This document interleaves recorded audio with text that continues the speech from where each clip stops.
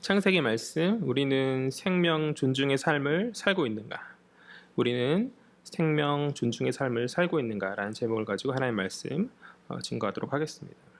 지난 시간에 우리는 예배자 노아의 모습을 살펴보았어요. 그가 방주에 나오자마자 제단을 쌓고 번제를 태워서 드리는 제사, 번제를 하나님께 올림으로 자신과 자신의 가족을 구원하신 하나님께 대한 감사의 마음을 표현했을 뿐만 아니라 이후의 인생을 하나님께서 지켜주시고 보호하여 주실 것을 신뢰하며 그렇게 계속될 하나님의 은혜를 노아는 기대하면서 나왔던 것이죠. 그러한 노아에게 하나님 응답하셨고 당신의 뜻을 드러내시면서 온 땅의 보존과 지속되어짐을 약속하시죠. 땅에 있을 동안에 하나님께서는 심음과 거둠과 추위와 더위와 여름과 겨울과 낮과 밤이 쉬지 아니할 것이다. 그렇게 말씀하시면서 그들이 이제 이후에 또다시 심판으로 말미암아, 그러니까 또 다른 심판으로 말미암을 그 세상의 멸망을 우려하여서 떨지 아니하고 살 수 있도록 하나님 보존과 지속의 약속을 이제 말씀하여 주시는 것이죠. 과거 심판이 이유였던 포악과 부패의 모습을 인간이 이후에도 또다시 답습하며 나아갈 때 인간은 그 반복되는 죄로 말미암아서 하나님의 심판을 당할 수밖에 없는 그러한 존재이고 상태이지만 이제 하나님께서는 다시 그러한 심판을 하지 않으시겠다. 땅이 끝나는 그날까지는 하지 않으시겠다. 그렇게 유보의 말씀을 하시는 것이죠. 왜 그렇죠? 인간의 마음이 어려서부터 악하기 때문에, 다시 말하면 타락한 아담의 원죄로 말미암은 그 본성이 악하기에 하나님 그 악한 인간의 마음에 인애의 마음으로 받으시는 것이죠. 악한 그 인간의 마음을 하나님 인애의 마음으로, 은혜의 마음으로 받으시고 오래 참으시는 그런 인내의 방식, 그렇게 지속과 보존을 택하셨다. 여기까지가 지난 시간에 우리가 살펴본 본문의 말씀의 내용이었어요. 이제 이어지는 9장에서 계속 이제 하나님의 말씀이 이어지고 나타나지고 있는데요. 우리 1절 말씀 다 같이 읽겠습니다. 시작. 하나님이 노아와 그 아들들에게 복을 주시며 그들에게 이르시되 생육하고 번성하여 땅에 충만하라. 아멘. 이 1절의 말씀은 창세기 1장 28절에서 하나님 아담에게 하셨던 그 말씀과 동일한 그러한 말씀이죠. 생육하고 번성하여서 땅에 충만하라는 이 하나님의 이 복의 말씀은 하나님이 첫사람 아담에게 하셨던 그 말씀, 그 복의 말씀과 동일한 말씀이다. 그 말이죠. 우리 1장 28절 한번 찾아볼까요? 창세기 1장, 9장은 지금 이렇게 꽂아두고요. 다시 넘어가야 되니까 1장 28절을 잠시 살펴보도록 하겠습니다. 1장 28절 다 같이 읽겠습니다. 시작. 하나님이 그들에게 복을 주시며 하나님이 그들에게 이르시되 생육하고 번성하여 땅에 충만하라. 땅을 정복하라. 바다의 물고기와 하늘의 새와 땅에 움직이는 모든 생물을 다스리라 하시니라.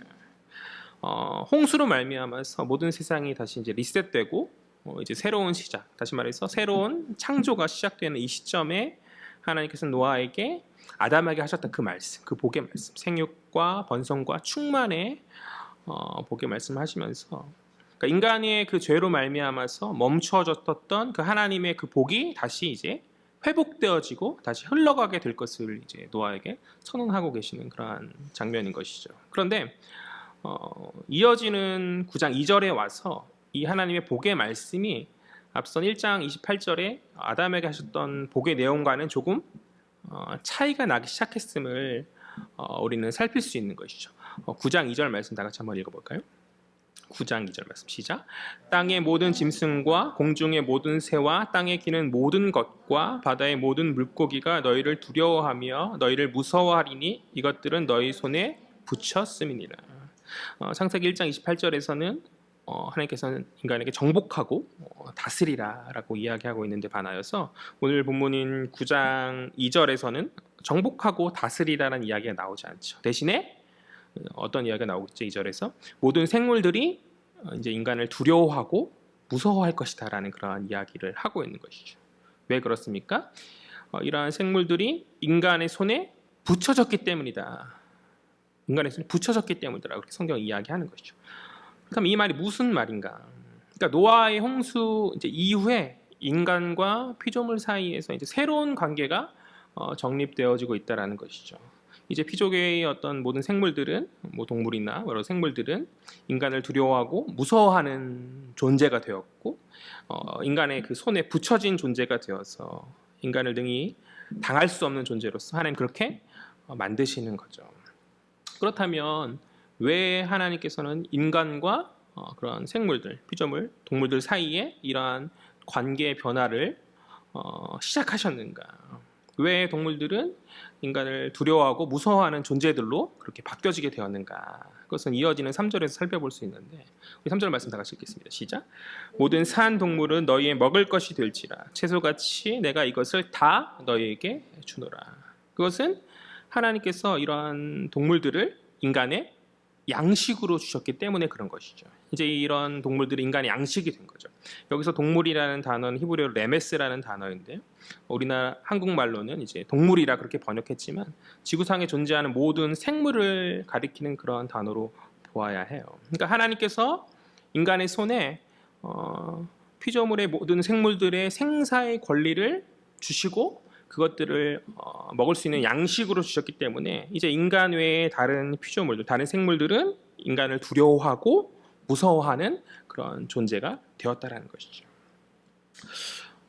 노아 홍수 이후에 인간에게 이제 육식이 허용되어지게 된 것이죠. 이전에는 식물만 먹고 그렇게 살았다면 이제부터는 본격적으로 육식을 먹게 되는, 그렇게 허용되어지게 되는 변화가 일어나게 된 것인데 아마도 추측컨대 아마도 환경적 변화로 말미암은 것이 아닌가 싶어요. 홍수 이후에 그 척박해진 그 땅의 변화로 말미암아서 당장 식물이 부족할 수도 있겠고, 뭐죠? 당장의 필요 가운데 아니면 급작스러운 환경의 변화로 말미암은 인간의 그 어떤 생체 리듬이나 면역력이 취약해진 이유로 하나님께서 이제 인간에게 육식을 은혜 가운데 허용하신 것이 아닌가. 실제로 노아 홍수 이후에 이제 10장의 족보가 있고 하나 건너서 11장의 족보를 보면 10장의 족보에는 인간의 수명이 나오지 않고요. 11장의 족보를 보면 인간의 수명이 좀 나오는데 그 수명이 급속도로 막 줄어들거든요. 그러니까 환경적 변화로 인해서 인간의 어떠한 생체 리듬이 많이 파괴되게 되었고 그로 인해서 이제 하나님 인간에게 육식을 허용하심으로써 인간의 필요를 채우시는 것이다. 저는 그렇게 생각을 합니다. 그러니까 창조 때에 아담에게 식물을 주셨던 하나님께서 이제 새 창조 때 그러니까 노아에게 육식을 허용하심으로 말미암아서 이제 인간은 여러 식물들뿐만 아니라 여러 생물들을 그들의 양식으로 취할 수 있게 된 그런 상황인 것이죠. 그러니까 인간의 그런 악함에도 불구하고 하나님께서는 그들의 필요와 공급을 끊임없이 허용하시는 그런 아버지 하나님의 그 인애의 모습을 우리는 여기서 살펴볼 수 있다는 것이에요. 정리하면 이러한 이유들로 인해서 인간과 피조물의 관계는 다시 정립되게 되어졌고 인간의 손에 붙여진 생물들은 인간을 이제 그들의 양식이 되었기, 인간의 양식이 되었기 때문에 그들을 두려워하고 무서워하는 존재들로 변화되게 되어졌다. 그런데 여기서 우리가 주목하고 놓치지 말아야 될 것은 이어지는 4절이죠. 우리 한번 4절 말씀 다 같이 읽겠습니다. 시작. 그러나 고기를 그 생명되는 핏째 먹지 말 것이니라. 하나님께서 고기를 허용하시죠. 허용하시는데 그것의 피는 먹지 말 것을 말씀하시죠. 이 말씀이 사실 몸에 좋으면 무엇이든지 가리지 않고 먹는 우리 아버지들의 한국 아버지들에게 그 큰 걸림이 되는 말씀일 수 있다고 저는 생각해요. 소의 피로 만든 선짓국을 먹어도 되냐 마냐라는 그런 교회 안에서의 그런 논쟁은 굉장히 고민을 하게 만드는 뭐 웃자거나 농담식의 논쟁이지만 그런 구절이란 말이죠. 물론 우리는 예수로 말미암은 율법이 다 폐하여진 새 언약의 시대에 살고 있기 때문에 음식의 문제로 먹냐 그렇지 않냐의 문제를 고민할 필요는 없지만 그럼에도 이 구절이 말하는 본질은 알고 그 본질을 우리가 지키고 따라야 할 책임은 있다는 것이죠. 그러니까 율법이라는 것이 그 형식이 폐하여졌지만 그 내용이 내포하고 있는 본질은 오히려 더 완성되어진 것이잖아요. 오늘날 신자가 그 본질을 따르고 지켜야 되는 것처럼 오늘 이 4절의 말씀 또한 마찬가지라는 것이죠. 먹냐 마냐의 그 형식이 중요하다는 것이 아니라 이 핏째 하지 말라는 이것이 무슨 의미를 가지고 있는지 그것을 깨닫고 그것을 지키는 삶이 필요한 것이죠. 하나님께서는 왜 그렇다면 피를 먹지 말라 말씀하시는가? 그것은 피의 상징성 때문에 그런 것이죠. 피의 상징성. 피라는 것이 성경 안에서 무엇을 상징하죠? 피는 생명을 상징하잖아요. 피는 생명인 것이죠.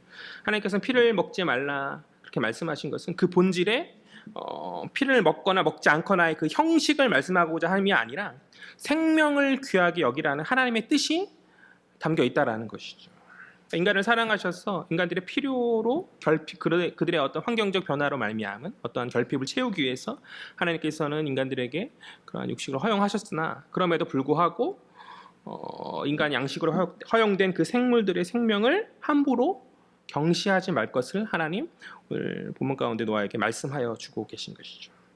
비록 인간의 생명을 보존하고 번성케 하시기 위해서 살아있는 생물들을 기본 음식으로 주어서 먹을 수 있게 하셨으나 피로 보존되고 상징되는 생명의 근본 원리만큼은 존중되어져야 한다는 점을 하나님께서 분명히 하시기 위해서 피를 먹지 못하도록 하나님 지금 노아에게 말씀하고 계신다. 창조 과학을 하시는 분들이 공룡에 대해서 여러 가지 주제들로 막 강의를 하더라고요. 근데 공룡에 대해서 이야기하는 것을 들었어요. 왜 공룡에 대해서 말하면 뭔가 성경에서 말하지 않는 것 같은 느낌도 들고 그리고 뭔가 혹한 그런 게 있잖아요. 저희 조카가 그렇게 공룡을 좋아하거든요. 왜인지 모르겠는데 남자애들의 그 왠지 모르게 공룡을 항상 좋아하고 제가 주일학교 사역을 할 때마도 항상 공룡에 관한 그런 질문들을 항상 듣는 그런 질문. 어쨌든 뭐 그래서 저도 한번 들어봤죠. 그분들이 공룡에 대해서 말하는. 저는 이렇게 성경과학을 하시는 분들이라는 것은 이제 창조 과학을 하시는 분들은 이제 성경을 나름의 과학으로 해석하시는 그런 분들이 창조 과학을 하시는 분들인 건데 저는 그분들의 이야기를 다 신뢰하지 않아요.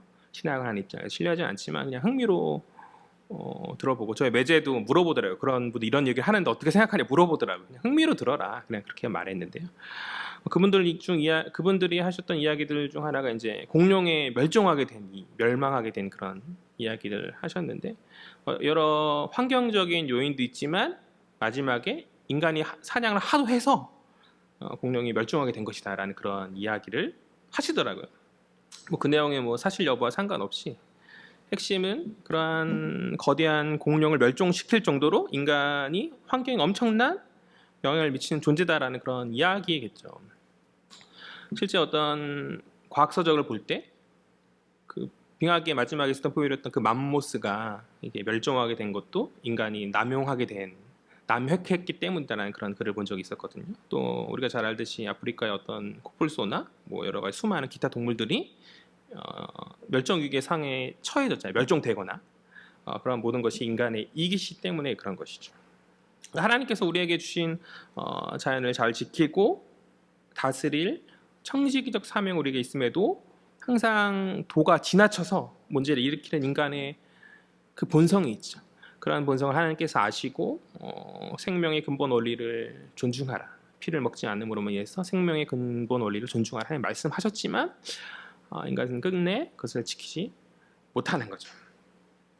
코로나 팬데믹의 시대에 살아가고 있죠. 코로나 팬데믹을 거치면서 전문가들이 그 원인을 무엇라 이야기하고 있죠.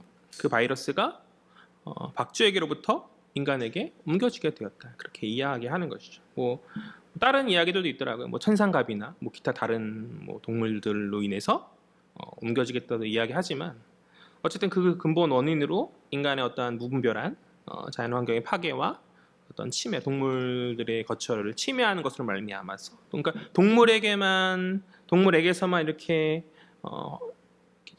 허용되어져 그 동물에게서만 있어야 할 때 그 질병이 인간에게까지 전해지게 된 것을 그 원인으로 삼고 있잖아요. 그러니까 코로나 팬데믹의 표면적 이유는 인간의 이기심으로 말미암은 생명 경시의 모습 때문이고 더 깊게는 생명을 존중하라는 오늘 이 하나님의 말씀에 대한 무지 때문이 아닌가 저는 그렇게 생각해요. 생명 존중이라는 이것을 우리에게 좀 더 넓게 해석해 보면 원래 이 시대는 반려동물이 많이 생겨난 그런 시대잖아요. 한국 사회가 이제 선진국에 진입하면서 이제 먹고 사는 문제가 어느 정도 해결되어진 그런 상황 가운데서 여러 다양한 동물들이 이제 가정 가운데서 그런 동물 반려견, 반려묘, 반려동물을 키우면서 함께 생활하게 되었는데 이제 동물들이 가축을 넘어서서 가족이 된 그런 시대인 것이죠. 그러나 그런 과정 가운데, 그런 변화의 과정 가운데 여러 문제들이 있죠. 키우다가 지겨워져서 버리는 그런 유기동물이 하도 많아서 합의된 사회적 비용이 그것을 감당하지 못하는 그런 얘기를 많이 듣잖아요.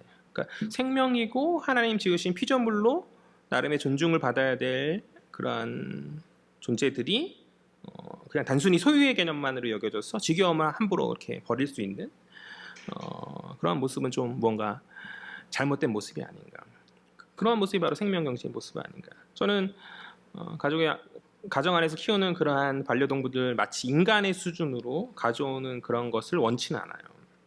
마치 어떠한 가족으로 여기면서 사랑을 주는 것은 뭐 인정하지만 도가 지나친 경우들이 사실 좀 있는 것 같거든요. 유럽의 성공회에서는 동물들에게 세례를 준다. 처음에 들었을 때 그냥 웃었는데 다시 생각해 보니까 되게 심각한 그렇잖아요. 웃음이 나오잖아요. 2018년 정도에 보았던 기사였던 것 같은데 다시 한번 검색해보면 2018년 정도의 기사더라고요. 반려동물에게 세례를 준다는 얘기를 처음 들었어요. 처음에 웃음이 나왔어요. 저도 웃음이 나왔다가도 얘는 진짜 갈 때까지 가는구나. 유럽의 교회가 막 사라진다더니 갈 때까지 가는구나 그렇게 생각을 했었는데 그것이 남의 이야기가 아니라 얼마 뒤에 한국에서도 그런 이야기가 뉴스에서 소식이 들리더라고요. 그래서 제가 심심해서 다시 한번 검색을 해봤더니 블로그에 이렇게 개인 블로그에 여러 명이 그 세례를 받는 동물들 정말 동물 세례 준 사진을 찍어서 올리는 것을 보면서 진짜 이렇게까지 생각하는 사람들이 있구나. 저는 나름 충격이었거든요. 동물의 날과 어떤 특별한 날에 어떤 카톨릭에서 이제 동물들을 세례해 주는 행사를 하는 그러한 것을 이제 사진을 올리면서 그러니까 세례라는 것이 뭐죠? 하나님 앞에서 회개함 가운데 자복함 가운데 하나님의 백성이 되겠다는 나름의 의지와 또 하나님의 구속의 상징이 바로 세례인 거잖아요. 그러한 회개와 하나님 향한 의지는 하나님의 형상인 인간만이 가질 수 있는 그런 특권인 것이죠. 동물은 가질 수 없는 거죠. 하나님 형상이 아니기 때문에 이걸 왜 굳이 설명하고 있어야 되는지 모르겠어요. 당연히 인간만 받을 수 있는 그러한 것인데 동물들에게 그러한 것을 베푼다라는 것은 좀 선을 좀이 아니라 많이 넘은 거죠. 그것은 생명 존중을 넘어서서 지나친 인간적 생각이 아닐 수 없다는 것이죠. 성경은 동물과 인간이 구분되어져야 하는 존재이고 차이가 있는 존재라 이야기하죠. 그 차이가 무엇이죠? 하나는 하나님의 형상으로 영원히 있는 존재이고 다른 하나는 그냥 육신의 존재인 것이죠. 이는 엄청난 질적 차이를 가져오는 문제예요. 세상 과학은 원숭이와 인간의 유전자가 몇 프로밖에 차이가 나지 않는다라고 그렇게 말하면서 결국 인간도 동물과 크게 다르지 않다 그렇게 이야기하는 것이죠. 그것은 영적인 그 영혼의 유무를 알지 못하는 무지함으로 말미암은 생각인 것이고 성경은 인간이 다른 동물과 다른 질적 차이가 있는 상위의 존재임을 분명히 하고 있죠. 인간은 하나님의 형상이요 하나님께서 특별히 창조하신 작품인 줄 저는 그렇게 믿습니다. 여러분 동의하시나요? 우리는 하나님의 형상인 것이죠. 그러나 그러한 인간의 특별함이 하나님의 형상이라는 그런 특별함이 하나님의 작품이라는 그런 특별함이 하나님 만드신 다른 피조물을 경시함에 면죄부를 줄 수 있다는 것은 아니라는 것이죠. 오늘 하나님 분명히 그 생물의 피를 함부로 취하지 말 것을 말씀하시면서 그러니까 다 주셨지만 그 모든 생물 역시 하나님의 귀한 피조물임을 잊지 말 것을 이렇게 명하신다는 것이죠. 다 취할 수 있는데 그러나 그것을 도를 넘어서서 함부로 취하고 그것을 경시하는 그런 삶의 자세를 버려야 된다. 하나님 그렇게 오늘 본문을 통해서 말씀하여 주시는 것이죠. 그렇기 때문에 우리에게 허락하신 생물들을 귀하게 여기면서 보존하고 지키며 우리가 함부로 해서는 안 된다는 것이죠. 노아의 방주 스토리의 핵심되는 주제가 뭘까요? 저는 두 글자, 보존이라고 생각하거든요. 보존이라는 두 글자이거든요. 노아의 방주 스토리가 생명 보존의 그런 스토리인 것이잖아요. 그 멸망의 때에 하나님 모든 피조물을 인간을 포함한 모든 피조물을 보존하시는 것이 노아의 방주 스토리잖아요. 그런 하나님의 은혜 아래에서 여러 동물들이 그 방주 안에서 방주 속에서 인간의 손에 의해서 지킴을 받게 되어졌죠. 그러한 보존과 지킴의 사역이 방주 이후의 세계에서도 지속될 수 있도록 하는 것이 하나님 기뻐하시는 뜻이라 저는 그렇게 믿습니다. 인간이 좀 더 탐욕을 버리고 이기심을 버리고 하나님 오늘 하셨던 이 말씀을 잘 경청하며 그렇게 생명 존중의 삶을 살아가야 한다라는 것이죠. 이렇듯 인간 외의 피조물의 생명도 귀한데, 그 피조물 인간 외의 생물들의 그런 생명도 귀한데, 하나님의 형상은, 하나님 형상의 인간은 뭐라 말할 것이 더 있겠냐는 것이죠. 우리 5절 말씀과 6절 말씀 볼까요? 5절 말씀, 6절 말씀 다 같이 읽겠습니다. 시작. 내가 반드시 너희의 피 곧 너희의 생명의 피를 찾으리니 짐승이면 그 짐승에게서, 사람이나 사람의 형제면 그에게서 그의 생명을 찾으리라. 6절. 다른 사람의 피를 흘리면 그 사람의 피도 흘릴 것이니 이는 하나님이 자기 형상대로 사람을 지으셨음이니라. 아멘. 5절과 6절은 우리에게 인간의 생명의 귀함을 우리에게 상기시켜주고 있는 것이죠. 누구든지 간에, 그것이 사람이든 어떤 다른 짐승이든지 간에 사람의 생명을 앗아가게 된다면 마땅히 그 빼앗은 자의 생명을 찾을 것을 하나님 말씀하시죠. 노아의 시대의 홍수 심판의 원인을 우리 한번 이 시간 다시 한번 생각해 보았으면 좋겠어요. 그것은 인간의 포악 때문 아닙니까? 인간의 폭력 때문 아닙니까?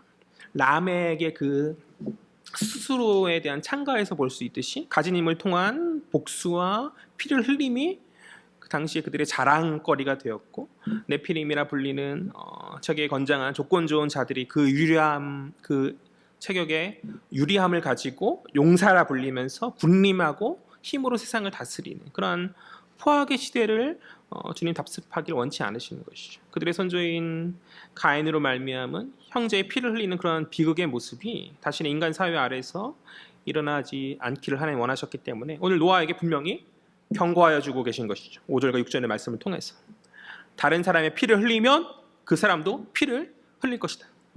하나님 분명하고도 아주 명확하게 다른 사람의 피를 흘리면 그 사람도 반드시 피를 흘릴 것이다. 그러니까 인간은 하나님의 형상으로 지음받은 존재이기 때문에 그 생명을 누구도 함부로 취할 수 없음을 하나님 엄히 경고하시며 명시하여 주고 있다는 것이죠. 성경이 사형제도를 옹호하냐 그렇지 않냐 말할 때 저는 특별히 저희 교단은 이것도 논쟁이 있을 수 있지만 그렇다라고 이야기하는 편 쪽이에요. 또 하나님께서는 누구도 하나님의 형상을 함부로 취할 것을 허락지 않으셨어요. 말씀하신 그대로 누군가 하나님의 형상을 취한다면 빼앗긴 그것을 하나님 찾으셔야 한다는 것이죠. 오늘 여러 뉴스를 통해서 너무나 많은 생명에 해침당하는 그런 사건이 일어나죠. 살인 사건이 너무 흔해져서 어느덧 우리가 그런 뉴스를 들을 때 익숙하게 받아들이게 돼. 또 그런 일이 있었구나. 좀 마음 한편 안타까움이 있으면서도 동시에 그냥 그러려니 하는 생각이 들게 되어진, 너무나 익숙하여진 그런 시대를 살고 있는 것 같아요. 너무나 끔찍한 사건들이 얼마나 많이 있습니까? 입에 담기도 끔찍한 범행으로 하나님의 형상을 깨트리는, 그 소중한 생명을 빼앗는, 너무 끔찍해서 이 시간 입에 굳이 옮기고 싶지 않은 그런 사건들이 다 아시죠? 지금 제가 말하지 않다 떠오르는 그런 것들이 얼마나 많이 있어요. 그게 세상의 모습이죠. 그 악한 타락한 폭력 가운데 있는, 하나님께서 언제 다시 사실 홍수로 쓸어버려도 할 말 없는 그러한 노아 시대의 그 모습과 동일한 그러한 악한 모습이죠. 세상은 그렇다 치더라도 심지어 믿는 자라고 말하는 사람들이 입양한 자식을 밟아 죽이는, 저는 그때 너무 가슴이 아팠어요. 아이가 죽은 것 사실 그 하나가 먼저 가슴이 아팠지만 그렇게 생명을 빼앗은 그 양부모들이 믿는 자들이라는, 믿는 자의 목사님의 아들 딸들이더라고요. 너무 그게 저에겐 엄청난 충격이었었거든요. 그것을 살인이라는 것조차도 인지하지 못한 채 자신들의 억울함만을 이야기하고 있는. 근데 불과 그 사건이 터지고 얼마 지나지 않아서 그와 유사한 사건이 또 일어나는 것을 보면서 정말 이 세상이 악하구나, 갈 때까지 가는 그런 시대이구나. 악한 자에게서 자신의 가족의 생명을 빼앗긴 어떤 유가족들은 법의 엄중함을 보여줄 것을 요구하면서 그들의 억울함을 풀어달라 말하지만 실제 우리나라는 사형이 다 사라진 그런 나라죠. 실제 형이 구형된다 하더라도 그냥 실행하지는 않고 아마 무기징역으로 끝나는 그런. 그래서 저는 고의적으로 피 흘림에 대한 대가는 반드시 그에 상응하는 피 흘림으로 치러져야 한다고 그렇게 믿어요. 그것이 성경이 말하는 생명 존중의 원리이고 그토록 인간의 생명이 귀하다는 것이죠. 그토록 인간의 생명은 귀하다는 것이죠. 그것이 하나님의 형상이고 하나님 소중히 여기시는 그런 것이기 때문에. 얼마 전에 뉴스를 통해서 들었던 안타까운 사건 중 하나는 실종되었던 고3 학생이 죽음으로 발견된 그러한 사건이죠. 그 전에 이제 한강에서 20대 학생이 이제 죽음이 그 과정이 큰 이슈가 되었어가지고 사람들이 이제 이 고3 학생에 대해서는 처음부터 많은 관심을 가졌던 것 같아요. 한 일주일 정도까지 고3 키가 한 178 이상이 건장한 그런 학생이라고 들었는데 굉장히 많은 관심을 가지고 이제 살펴보았었는데 많은 사람들이 그 학생이 무사히 돌아오기를 바랬지만 안타깝게도 일주일이나 시간이 지난 뒤에 이제 죽음으로 돌아오게 되었는데 사망의 원인이 이제 자살로 보여지는 것 같아요. 자살로. 부정적인 영향이기 때문에 뉴스에서는 더 이상 잘 언급하지 않는 것으로 이렇게 보이는데 생명의 존중이 타인의 생명뿐만 아니라 자신에게도 중요함을 우리가 잊지 않았으면 좋겠어요. 수능 1교시 끝나자마자 비관에서 옥상에 뛰어들었다는 얘기가 정말 공상과학에 나온 이야기가 상상 속의 이야기가 아니죠. 아직 시험이 다 끝난 것도 아닌데 아니 마지막까지 뒤에서 대박이 날 수 있는 거 아닌가? 그렇게 저는 그렇게 생각하는데 이 친구는 그게 아니었던 것, 다 맞아야 되는 친구였던 것 같아요. 아직 다 끝난 것도 아닌데 그리고 심지어 그 시험이 다 망했다 하더라도 그의 인생이 아직 망해진 것이 아닌데 아직 다 끝난 것이 아닌데 그렇게 너무나 목숨을 던져버리는. 며칠 전에 본 기사는 뭐였냐면 인천대교에서 그렇게 뛰어내리는 죽는 사람이 많아서 공무원들이 골머리를 앓고 있다라는 그런 이야기를 기사를 통해 들었어요. 연마다 한 3명에서 4명이 그 인천대교에서 목숨을 잃는 거죠. 평균적으로 이렇게 3-4명이 죽는다고요. 매해년에. 그래서 그것을 방지하기 위해서 이제 인천대교는 차만 돌아다닐 수 있는 그런 대교거든요. CCTV도 설치하고, 그러니까 차가 갓길에 서기만 하면 그냥 확인도 없이 무조건 비상벨이 울리고 해경이 출동하는 그런 시스템을 갖췄음에도 불구하고, 그럼에도 불구하고 가는데 시간이, 준비하고 나가는데 시간이 있잖아요. 그러니까 뛰어내려 버린 상황 가운데 가봤자 보통은 이제 죽어버리기 때문에 어려움이 있다는 것을 토론. 그러니까 24시간 순찰차를 돌리고 그것을 예방하고자 막 함에도 불구하고 그것을 막을 방법이 없다라고 그렇게 공무원들의 어려움, 불편함을, 그러니까 공무원들이 그 사항의 어려움을 그렇게 토로하는 그런 기사를 보았는데, 험악한 세상에 살고 있죠. 우리가 어렵고 힘든, 그러니까 견디기 힘든 아픔이 많은 그런 세상임을 저는 공감해요. 저는 이해해요. 그러나 우리가 찬양으로 찬양하듯이 험악한 세상을 이길 힘이 하늘로부터 임함을 우리는 잊지 않았으면 좋겠어요. 험악한 세상을 이길 힘이 하늘로부터 임함이니라. 우리가 그렇게 고백하잖아요. 우리가 그것을 잊지 않았으면 좋겠어요. 그러니까 주님의 마음은 당신의 형상인 사람을, 당신의 자녀들을 아끼고 보존하시고자 하는 그런 마음이시죠. 그러니까 인간이 악함에도 불구하고 인애의 마음으로 보존과 지속을 선언하시면서 지키심을 말씀하신 그런 마음이신 거죠. 그러니까 그러한 주님의 마음을 우리가 헤아리면서 험악한 세상 가운데 힘을 달라고 헛되이 목숨 버리면서 삶을 포기하며 나아가는 그런 모습이 아니라 기도하며 주께 부르짖는 자들이 저는 많아졌으면 좋겠습니다. 우리가 그러한 자들이 되었으면 좋겠어요. 그러니까 감당하기 어려운 문제를 놓고 씨름하면서 하나님 앞에 기도하지 않는 것, 바로 그것이 죄인 것이죠. 구하면 받은 줄로 믿고 믿음 안에서 우리가 하루하루를 감당하며 나아갈 때 하나님 능력 주시고 넉넉히 이기게 하여 주시는 분인 줄 믿습니다. 그 믿음을 잃지 않고 우리가 나아가는 자녀들 되었으면 좋겠어요. 우리 7절 말씀 볼까요? 7절 말씀 다 같이 읽겠습니다. 시작. 너희는 생육하고 번성하며 땅에 가득하여 그 중에서 번성하라 하셨더라. 7절에서 하나님께서 뭐라 말씀하시죠? 너희는 생육하고 번성하여 땅에 가득하여 그 중에서 번성하라 말씀하시죠. 특별하다는 것이죠. 우리는 세상의 모든 피조물 중에서 그들 중에서 번성할 특별한 존재라는 것이죠. 하나님께서 우리에게 부여하신 이 특별한 가치를 우리 스스로 폄훼하지 않았으면 좋겠어요. 너무 쉽게 목숨을 던지고 너무 쉽게 삶을 포기하고 아무것도 아닌 양 말하지 않았으면 좋겠어요. 하나님 그렇게 생각하지 않으시거든요. 설령 인생의 어려움 앞에서 아무것도 아닌 것처럼, 내가 가치 없는 것처럼 스스로 여겨질 수 있을지 모르겠지만 우리 하나님은 그렇게 생각지 않으신다는 것이죠. 우리 하나님께서 나를 귀하게 여기시고 그 무엇보다도 소중히 여기시고 당신의 생명보다도 아끼시는, 그렇게 아들 보내시고 자신의 몸을 찢으시면서 우리를 구원하신 분 아니십니까? 오늘날 이 시대의 사람들이 그러한 아버지의 사랑, 그 아버지의 그 눈을, 아버지의 그 마음을 헤아리지 못하기에 나와 타인과 세상의 모든 피조물들을 함부로 하며 그 가치를 훼손하면서 나아가고 있는 것은 아닌가.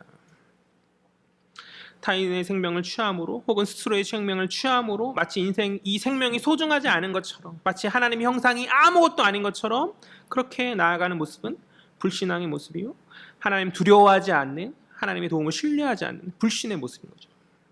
하나님 없이 살아가던 그 모습이 노아 홍수 이전의 인간 모습 아니에요?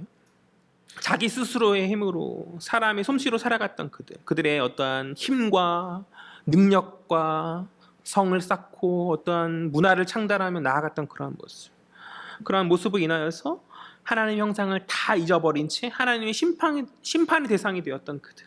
그러니까 우리는 그러한 자들의 모습을, 세상 방식을 추구하면서 하나님의 말씀을 경시한 채, 무시한 채 나아가는 세상의 그런 그들의 그 홍수 이전의 모습을 답습하며 나아갈 것이 아니라 하나님의 들려진 말씀 앞에 순복하고 순종하여서 그 날마다의 삶에서 하나님을 의식하고 나 자신과 이웃의 생명을 소중히 여기면서 세상 모든 피조물들이 그 안에서, 세상 모든 피조물들의 그 중에서 번성하여 땅에 충만할 사명이 우리 안에 있다는 것이죠. 그러한 복을 누리는 저와 여러분 되었으면 좋겠습니다. 말씀을 정리하죠. 우리는 생명 존중의 삶을 살아가고 있는가? 오늘 이 시대 가운데 생명 존중의 삶을 살아가고 있는가?